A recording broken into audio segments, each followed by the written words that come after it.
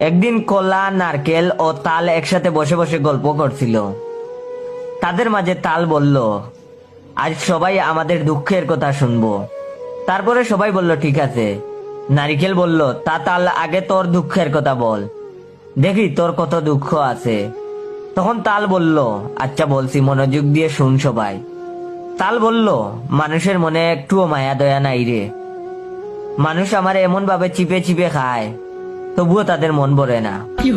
ভাবছি হয়তো আমায় চিপে খাওয়ার পর ফেলে দিবে, না, তবু আমায় কুড়িয়ে কুড়াল দিয়ে কুবিয়ে খেলো।